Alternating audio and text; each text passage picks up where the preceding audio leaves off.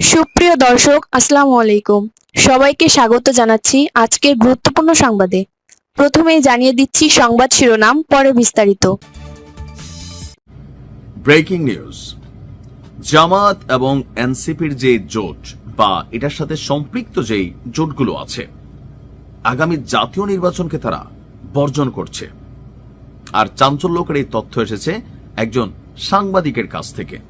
তবে কে এই সাংবাদিক, তার মোটিভ কি, তার কাছে কি জামাতের কোনো যে নির্বাচনী আয়োজন, যে তাদের যে পরিচালনা কমিটি আছে, তারা কেউ বক্তব্য দিয়েছে অথবা এনসিপি দিয়েছে?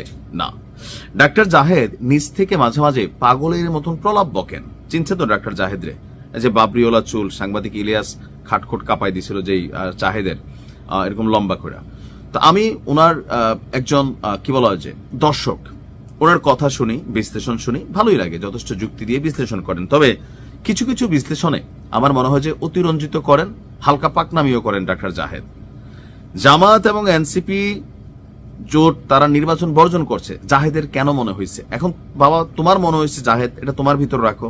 এখন তুমি যখন এটা পাবলিকলি এরকম জানাচ্ছ, তো মানুষ কি ভাবে? ডাক্তার জাহেদ কিন্তু শতভাগ ইসলামিক রাজনৈতিক বিরোধী একজন ব্যক্তি। জামাতকে ৭১-এর রাজাকার ছাড়া আর কিচ্ছু মনে করে না। জাহিদ মনে করে জামাতের হাতে দেশ গেলে এই দেশ শেষ হয়ে যাবে, পাকিস্তানের এজেন্ডা বাস্তবায়ন করবে, এমনকি এনসিপি জামাত মিলা এই দেশটাকে পাকিস্তানের হাতে তুলে দিবে। ডক্টর জাহিদের ভিডিও যারা দেখেন, দেখবেন যে সারাদিন তার মাথায় এটা গিজগিজ গিজগিজ করে। সাংবাদিক ইলিয়াস পিনাকির মাথায় গিজগিজ গিজগিজ করে যে এই দেশ ভারতের দখলে চলে যাবে, তারেক জিয়া ভারতের সাথে হাত মিলাই ফেলছেন। মানে ওনাদের বক্তব্য হচ্ছে এরকম, আর জাহিদের বক্তব্য হচ্ছে যেটা পাকিস্তান হয়ে যেতেছে। সমস্যা হচ্ছে কি, এরা যেই দলকে সাপোর্ট করে, এরা যেই দল থেকে সুযোগ সুবিধা পায়, তো এরা ওই দলের পারপাজে সার্ভ করে, এর বাইরে কিন্তু কিছু না। এখন পিনাকি এবং ইলিয়াস কিছুটা জামাত ঘেঁষা, এটা এখন সবাই বলছে। পাকিস্তান ঘেঁষা, ইলিয়াস তো প্রকাশ্যেই বলে।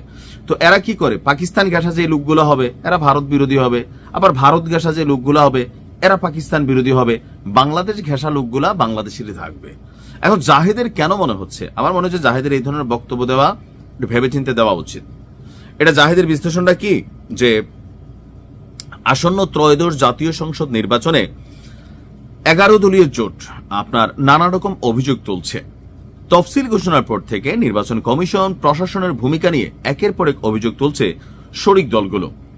তো তার বক্তব্য যে এই প্রেক্ষাপটে প্রশ্ন উঠেছে, এই জোট কি শেষ পর্যন্ত নির্বাচন বর্জনের পথে হাঁটতে পারে? আমার মনে হয় না। জামাতের যে রাজনৈতিক প্রচার প্রচারণা এটা তারা চালাচ্ছে, বিএনপির যতটুকু প্রচার প্রচারণা দরকার সবাই চালাচ্ছে। এখন জাহিদের কেন মনে হইতেছে? জাহিদ তো বিএনপির নীতি নির্ধারণী কমিটির কেউ না, সাংবাদিক। তো জাহিদের মনে হচ্ছে একাধিক সম্ভাবনা একবারে উড়িয়ে দেওয়া যায় না। কেন? মনোনয়ন প্রত্যাহারের দিন পার হয়ে প্রতীক বরাদ্দ হলেও কোন জোট চাইলে নির্বাচন থেকে সরে আসার ঘোষণা দিতে পারে। অতীতে এমন নজির আছে। বিএনপি এবং জামাত এবং এনসিপির পক্ষ থেকে অভিযোগ যে প্রশাসন এবং নির্বাচন কমিশন কার্যত বিএনপির পক্ষে কাজ করছে। এমনকি নির্বাচন কমিশন গিয়ে জামাত ইসলামের নায়েবে আমির ডাক্তার আব্দুল্লাহ মোহাম্মদ তাহের সাংবাদিকদেরকে বলছেন, কেউ কেউ প্রকাশ্যেই বলছেন তারেক রহমানকে ক্ষমতায় বসিয়ে দেওয়াই যখন এই সরকারের বা এই প্রশাসনের বা এই নির্বাচন কমিশনের মূল উদ্দেশ্য। এসব অভিযোগের পেছনে দুই ধরনের উদ্দেশ্য থাকতে পারে। একদিকে একটি প্রশাসনের উপর চাপ তৈরির কৌশল, যা গণতান্ত্রিক দৃষ্টিকোণ থেকে যুক্তিসঙ্গত। অন্যদিকে ভবিষ্যৎ নির্বাচন বর্জনের যুক্তি তৈরির প্রস্তুতিও হতে পারে।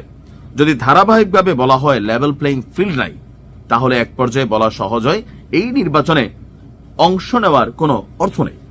জাহেদের বক্তব্য যেগুলা বিভ্রান্ত তরিকারী। আমার মনে হয় না যে জামাত ৭১-এর পরে এত সুদিন জামাত কখনো দেখছে, আর এতটুকু প্রশাসন সিস্টেম তার পক্ষে পাইছে, বা এতটুকু জামাতের পক্ষে জনমত তৈরি হয়েছে যতটুকু হয়েছে। এই সিস্টেমটা বা এই সুযোগটা জামাত এটার কাজে না লাগে কি করবে? ডক্টর ইউনূসের ক্ষমতায় বসে রাখবে?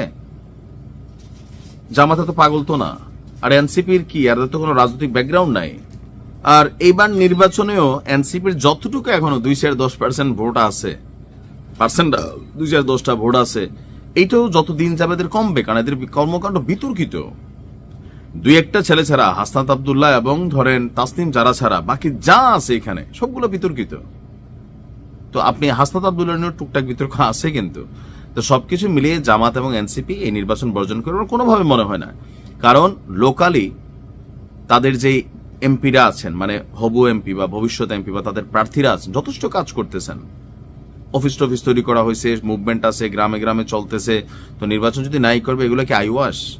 তাহলে জাহেদ বড় বিশ্লেষক, জামাতের ভেতর থেকে তার কাছে তথ্য আসে সম্ভবত, সেটা জাহেদ ভালো বলতে পারে। আমার কাছে মনে হয় এটা বিভ্রান্ত ছড়ানো ছাড়া আর কোনো কিছু। ভালো থাকুন।